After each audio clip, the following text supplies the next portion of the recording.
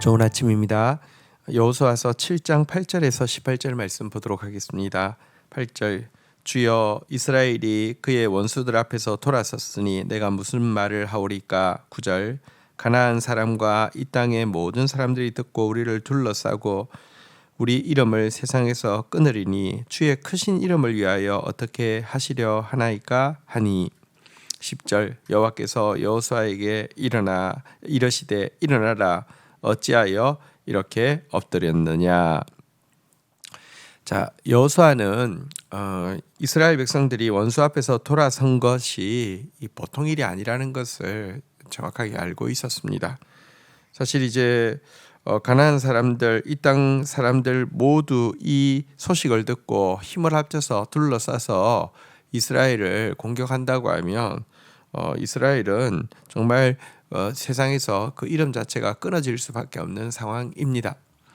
그런데 이 탄식과 어쩌면 불신에 가까운 기도가요, 마지막 마무리를 이렇게 마무리 짓고 있습니다.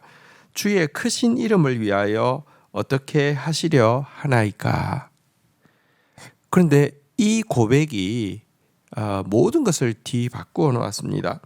여러분, 주의 크신 이름을 위하여 어떻게 하시려나이까. 여러분, 하나님은 정말 크신 분이십니다. 하나님과 비길 수 있는 세력이 없습니다. 그리고 그 하나님은 어떻게 하시는 줄 아십니까? 하나님은 당신의 영광을 결코 빼앗기지 않으시며 당신의 언약을 결코 파괴하지 않으시는 분이십니다. 그렇기 때문에 그의 크신 이름을 위해서 하나님은 일하실 것입니다. 여러분, 사실 가나안 정복 전쟁은 이스라엘의 어떤 그 이익을 위한 정복 전쟁이 아니라 하나님께서 가나안 땅에 가득한 죄악에 대한 심판의 전쟁입니다. 그래서 이 전쟁의 승패는 엄밀한 의미에서 이스라엘에게 있는 것이 아니라 하나님에게 있는 것입니다. 그리고 하나님은 전쟁에 능한 분이십니다. 절대로 패하지 않습니다. 자, 이렇게 기도하고 있던 그에게 하나님이 주신 말씀은 무엇입니까?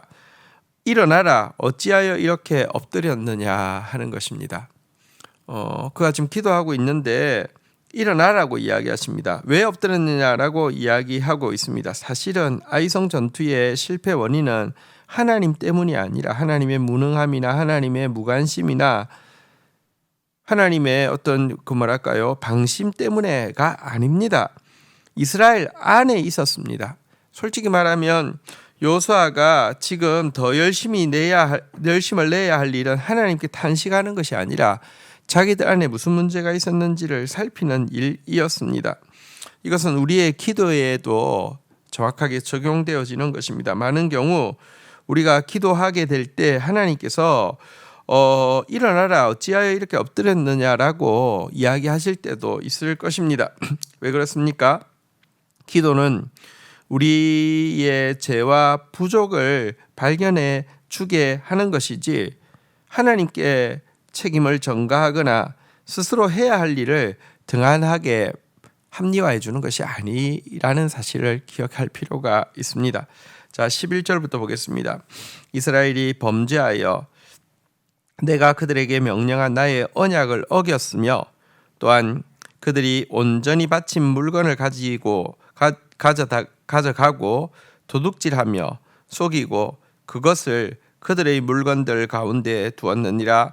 12절 그러므로 이스라엘 자손이 그들의 원수 앞에 능히 맞서지 못하고 그 앞에서 돌아섰나니 이는 그들도 온전히 바친 것이 됨이라. 그 온전히 바친 물건을 너희 중에서 멸하지 아니하면 내가 다시는 너희와 함께 있지 아니하리라. 13절까지 보겠습니다. 너는 일어나서 백성을 거룩하게 하여 이르기를 너희는 내 일을 위하여 스스로 거룩하게 하라. 이스라엘의 하나님 여호와의 말씀에 이스라엘아 너희 가운데 온전히 바친 물건이 있나니 너희가 그 온전히 바친 물건을 너희 가운데서 제하기까지는 내 원수들 앞에 능히 맞서지 못하리라. 자, 하나님은 기도하는 여호수아에게 문제가 무엇인지 정확하게 알려주셨습니다. 그것은 하나님께서 이렇게 하나님의 영광을 위하여서 진멸하라고 하신 바쳐진 물건을 취한 자가 있기 때문이라고 알려주셨습니다. 하나님께서 심판하라고 한 것을 아껴서 간직하게 되면 그 자신이 하나님의 심판의 대상이 된다는 것을 기억해야 합니다. 하나님은 읽은 본문에서 두 번이나 그 바친 물건을 온전히 제하기 전에는 결코 대적을 당할 수 없다라고 이야기를 하고 있습니다. 이것은 우리에게 우리가 죄를 아끼고 죄를 품으면서 하나님의 도우심과 승리를 기대할 수 없다는 사실을 잘 보여줍니다. 아니, 죄를 사랑하는 자가 어떻게 사탄을 이길 수 있습니까? 이것은 말이 되지 않는 것입니다. 자, 그러면서 이제 그 범죄자를 밝힐 수 있는 방법을 제시하고 있습니다. 14절입니다. 너희는 아침에 너희의 지파대로 가까이 나오라. 여호와께 뽑히는 그 지파는 그 족속대로 가까이 나올 것이요 여호와께 뽑히는 그 족속은 그 가족대로 가까이 나올 것이요 여호와께 뽑히는 그 가족은 그 남자들이 가까이 나올 것이며 15절 온전히 바친 물건을 가진 자로 뽑힌 자를 불사르되 그와 그의 모든 소유를 그리하라. 이는 여호와의 언약을 어기고 이스라엘 가운데 망령된 일을 행하였음이라 하셨다 하라. 자, 이제 하나님께서는 누가 범죄했는지 알게 하기 위해서 방법을 알려주셨습니다. 12지파가 하나님 앞에 나와서 제비를 뽑게 합니다. 그 중에 한 지파가 뽑히면 그 지파 안에 있는 족속들이 또 나와서 대표자들이 나와서 제비를 뽑게 합니다. 한 족속이 뽑히면 그 족속 안에 속한 가족들이 또 나와서 제비를 뽑게 합니다. 그리고 그 가족이 한 가족이 뽑히면 그 가족에 속한 모든 남자들이 나가서 제비를 뽑게 해서 누가 온전히 바친 물건을 뽑았는지 제비를 뽑게 하였습니다. 그리고는 그렇게 뽑힌 자를 그의 모든 소유와 함께 불태우라고 이야기하고 있습니다. 하나님의 언약을 어기고 이스라엘 가운데 망령된 일을 하였기 때문이다, 이렇게 이야기하고 있는데요. 이 사실에서 이 방법에서 우리는 두 가지를 생각하게 됩니다. 첫 번째는 하나님 앞에 아무것도 숨길 수 없다는 것입니다. 하나님은 이미 누가 이 온전히 바친 물건으로 인해서 범죄했는지 정확하게 알고 계신다는 사실을 보여줍니다. 또 한 가지, 그러면 그냥 그 아간을 딱 집어내면 될 텐데 왜 이렇게 했을까요? 사실 모든 지파가 나올 때 다들 두려웠을 것입니다. 왜냐고 하면요, 실제 행동으로는 옮기지 않았어도 그런 마음, 아유 아까워라, 저걸 왜 태워, 저걸 왜 없애, 그런 마음들 가진 사람들이 한둘이 아니었기 때문에 나도 그런 마음 가졌는데 이런 마음 때문에 우리 지파가 걸리지 않을까, 우리 족속이 걸리지 않을까, 우리 가족이 걸리지 않을까, 내가 걸리지 않을까. 사실 하나님께서 실제 행동으로 범죄한 자는 아간이지만 모든 사람이 행동을 옮기지 않았을 뿐이지 마음속으로 동일하게 가지고 있던 죄에 대한 두려운 마음을 가지고 회개하고 성결케 하기 위해서 이 방법을 또 제시했다는 것도 우리가 생각할 수 있습니다. 16절입니다. 이에 여호수아가 아침에 일찍 일어나서 이스라엘을 그 지파대로 가까이 나오게 하였으니 유다 지파가 뽑혔고, 17절 유다 족속을 가까이 나오게 하였더니 세라 족속이 뽑혔고, 세라 족속의 각 남자를 가까이 나오게 하였더니 삽디가 뽑혔고, 18절 삽디의 가족 각 남자를 가까이 나오게 하였더니 유다 지파 세라의 증손 삽디의 손자 갈미의 아들 아간이 뽑혔더라. 그래서 이 범죄한 아간이 드러나게 되는 내용이었습니다. 오늘 이 말씀에서 우리는 기도에 대해서 새로운 것을 배웠습니다.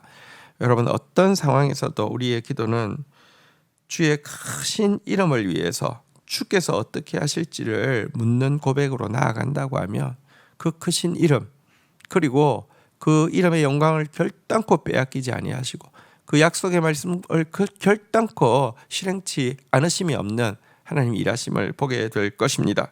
또한 하나님 앞에서 내가 어찌하여 엎드렸느냐는 하나님 말씀 앞에서 가끔 기도를 통해서 하나님 앞에 탄식하고 하소연하는 것으로 그쳐서는 되지 않고 우리 안에 무엇이 문제인지를 좀 살피는 것이 필요하다는 것도 보게 됩니다. 하나님 모든 것을 붓골처럼 감찰하고 계십니다. 또 우리 행동뿐 아니라 우리의 마음도 달아보고 계십니다. 그리고 하나님이 미워하는 죄를 품고는 하나님의 승리를 경험할 수 없다는 것을 반드시 기억해야 할 것입니다. 주신 말씀 붙잡고 기도하며 나가도록 하겠습니다. 하나님, 여호수아가 상황 앞에서 낙심하여서 기도하였지만 그의 기도의 마지막 말, 주의 크신 이름을 위하여 어떻게 하시려 하나이까, 이 고백이 모든 것을 반전시켰음을 보게 됩니다. 우리 어떤 상황이 있더라도 주의 크신 이름을 고백하게 하여 주시고, 어떤 상황에 있다 할지라도 그의 이름의 영광을 결단코 빼앗기지 아니하시며 그의 약속의 말씀을 결단코 잊지 않으시는 그 하나님을 크게 바라보는 기도가 되어지게 하여 주옵소서. 하나님 앞에 하소연하거나 하나님을 원망하면서 자기 자신을 살피지 못하는 그런 어리석음이 있지 않도록 도와주시옵소서.